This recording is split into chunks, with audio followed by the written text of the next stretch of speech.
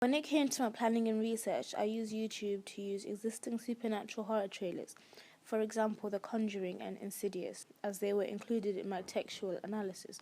YouTube was also used to watch tutorials on how to use camera shots. Microsoft was another software I used for my planning and research, as I had to use Microsoft Word to write up my initial ideas, my questionnaire, and my flat plans.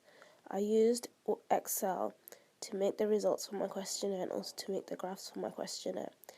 I tend to use Photoshop for my planning and research, as I had to create a mood board, as I found it easier to use the copy and paste button and the crop tool on Photoshop.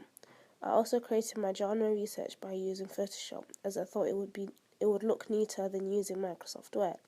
The other software I used was WordPress, as that was a website I had to organize my work, and I also got all my feedback from that website. The software I tend to use was Photoshop. The first thing I did on opening Photoshop was include rulers and guides, as this helped me lay out my work. The tools I often used when constructing my website was the shape tool, as I wanted to put my text in boxes and make my website look cleaner. And I didn't have floating text everywhere. I also changed the colour of my boxes quite a lot, as I still wasn't sure of my house style. I used the text tool and dragged the text box before I started typing, as this made it easier for me to write long paragraphs and lines. The cut and paste button was also used, as I had to paste my institutions, green screen, and the follow us button. When making my website, I used the invert button, which was Control I. This turned black institution logos white, making it easier to read on my website. I also experimented with the Photoshop fonts and had a variety of both dafont.com fonts and default Photoshop fonts. When going on dafont.com, I learned how to download fonts onto the Mac. When constructing my website, I also played around with the opacity tool, as I wanted to make the 333 fade out and have it look like a real digital alarm clock. When constructing my poster, I also used Photoshop, as I was already used to using it. The first thing I did on opening Photoshop was again put rulers and guides, as I wanted to stick to my flat plans and have a rough idea of how I wanted the layout to look like. The tools I used in Photoshop were the text box tools, as I had to create a billing block.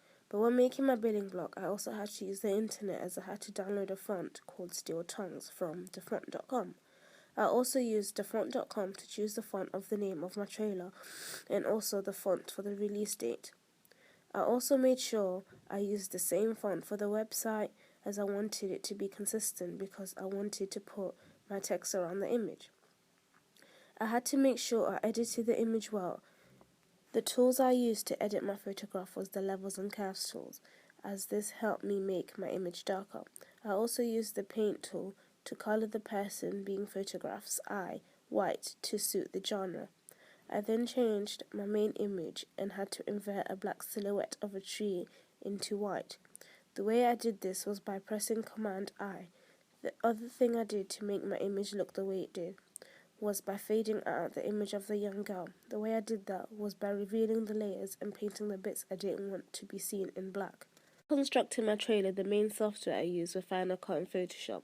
The only thing I did on Photoshop for my trailer was creating the billing block.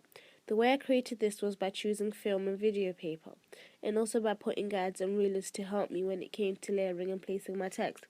I also had to change the background of the billing block by selecting the paint tool and choosing a black color. Because the font was already black and the background is now black, I used the color tool and changed the font from black to white to make it easier to read. I also inverted my institution logos, as they were also black. When opening Final Cut, the first thing I did was import my video recordings, as I had to edit them. Once I placed and dragged them onto the sequence, I had to highlight everything I dragged so I could render it. The reason why I had to render it was so that I could play it back. When it came to editing my film, I had to use the video filter tool. And the edit I used a lot throughout my trailer was Bad Film, Bad TV, the Timecode Reader, and View. I also used the change speed button a lot, as I wanted to pick up a pace when it came to the montage, as I wanted my trailer to move fast so it shows disruption. When making my captions, I wanted to do them on Final Cut, as I found it easier and I didn't want to keep importing Photoshop files. The way I made these captions was using the text tool and changing the colour and font to 3D digital as I wanted it to suit my genre and film title. The way I got my captions looking the way they did was by including the video filter Bad TV and Bad Film. When it came to just recording the sound for the trailer, the software I used was Visual Hub and GarageBand. I used Visual Hub to import what I had recorded from the dictaphone. I also used GarageBand to find sound effects for my captions and to include sounds so that it wouldn't make my trailer have dead space. The only problem I had with GarageBand was when it came to exporting the sound and putting them onto Final Cut. When wanting to export my trailer to YouTube, I had to press the I and O button, as this tells Final Cut where and when I have started and finished my trailer.